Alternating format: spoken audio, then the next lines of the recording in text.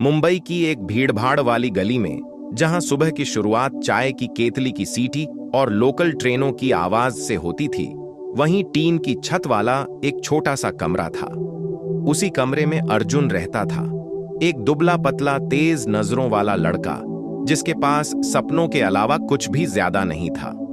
उसके पिता एक प्राइवेट बस में कंडक्टर थे, जिनकी रोज की कमाई कभी तय नहीं होती थी, और मां पास के घरों में बर्तन मांजकर घर चलाती थी। घर की हालत ऐसी थी कि महीने के आखिर में गैस सिलेंडर भरवाना भी किसी जंग से कम नहीं लगता था। लेकिन इन सब के बीच अर्जुन के भीतर एक आग जल रही थी। वह टेक्नोलॉजी की दुनिया में कुछ बड़ा करना चाहता था, और चाहता था कि एक दिन उसकी बनाई हुई कोई चीज लोगों की जिंदगी आसान बनाए। अर्जुन एक सरकारी स्कूल में पढ़ता था, जहां की कंप्यूटर लैब में 2 ही कंप्यूटर ठीक से चलते थे। जब भी मौका मिलता वह वहीं बैठ जाता। उसके दोस्त क्रिकेट और मस्ती की बातें करते, लेकिन अर्जुन के दिमाग में कोड एप्स और स्टार्ट एप्स घूमते रहते। जब वह अपने सपने की बात करता तो दोस्त हंसते और कहते कि ये सब अमीरों के शौक हैं। टीचर भी अक्सर समझाते कि पहले पास होना जरूरी है, सपने बाद में देखे जाते हैं। उसका सपना एक ऐप बनाना सबके लिए मजाक बन चुका था। मां प्यार से समझाती कि मेहनत करो, लेकिन जमीन पर रहना सीखो, और पिता चुप रहते, पर उनकी आंखों में चिंता साफ झलकती थी। एक दिन स्कूल में एक फ्री टेक वर्कशॉप का पोस्टर लगा। अर्जुन ने बिना ज्यादा सोचे अपना नाम लिखवा दिया। वहां उसने पहली बार एक युवा इंजीनियर को सुना, जिसने छोटे से परिवार से निकलकर अपने आइडिया से कंपनी खड़ी की थी। उस दिन अर्जुन का दिल जोर जोर से धड़कने लगा, और उसके मन में एक ही सवाल गूंजने लगा, अगर वह कर सकता है तो मैं क्यों नहीं। उसी रात उसने तय कर लिया कि वह एक ऐसा ऐप बनाएगा जो छोटे दुकानदारों को अपना हिसाब किताब आसानी से रखने में मदद करेगा। लेकिन सपना देखना जितना आसान था, उसे पूरा करने की राह उतनी ही कठिन थी। घर में स्मार्टफोन नहीं था, लैपटॉप तो दूर की बात थी, और इंटरनेट के पैसे भी मुश्किल से निकलते थे। एक रात पिता ने सख्त लहजे में कहा कि पढ़ाई पर ध्यान दो, ये ऐप वाप सब अमीर बच्चों के लिए होते हैं। अर्जुन चुप रह गया, लेकिन उसके मन में डर बैठ गया कि कहीं यह सपना सच में सिर्फ सपना बनकर न रह जाए।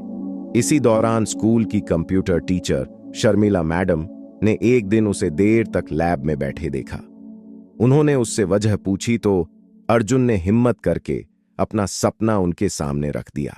मैडम मुस्कुराईं और बोली कि सपने मजाक नहीं होते, मेहनत करने वालों के लिए रास्ता हमेशा निकलता है। उन्होंने अर्जुन को मुफ्त ऑनलाइन कोर्सेज बताए और स्कूल के बाद लैब इस्तेमाल करने की अनुमति दे दी। उस दिन अर्जुन को पहली बार लगा कि कोई उसके सपने पर भरोसा करता है। इसके बाद अर्जुन रोज स्कूल के बाद लैब में रुकने लगा। देर रात तक यूट्यूब से सीखता, कोड लिखता, गलतियां करता और फिर उन्हें सुधारता। दोस्तों का मजाक और बढ़ गया। कोई उसे CEO कहकर चिढ़ाता, कोई बेकार सपनों का ताना मारता, बट अर्जुन अब हंसता नहीं था। वह समझ चुका था कि यह रास्ता उसे अकेले ही तय करना होगा। इसी बीच घर की हालत और बिगड़ गई। पिता की नौकरी चली गई और अर्जुन ने ट्यूशन पढ़ाना शुरू कर दिया ताकि घर का खर्च चल सके। कई बार थककर उसके मन में आता कि सब छोड़ दे, लेकिन हर बार वही आवाज अंदर से आती, अगर वह कर सकता है तो मैं क्यों नहीं।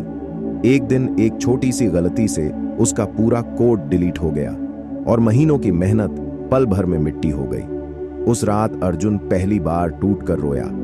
मां ने उसके सिर पर हाथ रखकर बस इतना कहा कि हार मत मान, भगवान सब देख रहा है। उस पल अर्जुन ने तय कर लिया कि चाहे कितनी भी मुश्किल आए, वह पीछे नहीं हटेगा। कुछ समय बाद एक स्टार्टअप प्रतियोगिता का ऐलान हुआ।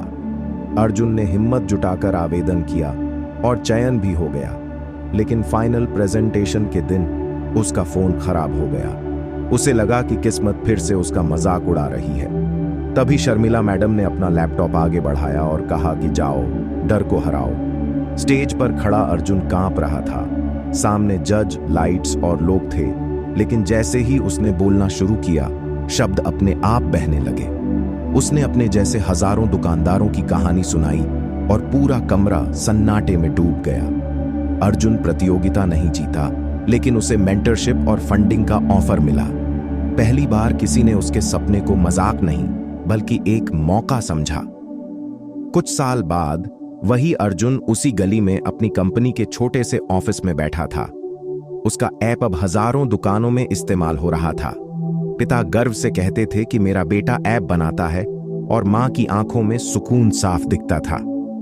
अर्जुन अब अक्सर स्कूल जाकर बच्चों से यही कहता था कि लोग तुम्हारे सपनों का मजाक उड़ाएंगे क्योंकि वे अपने सपनों से डरते हैं, लेकिन अगर तुम हार नहीं मानोगे तो वही मजाक एक दिन तुम्हारी जीत की तालियों में बदल जाएगा।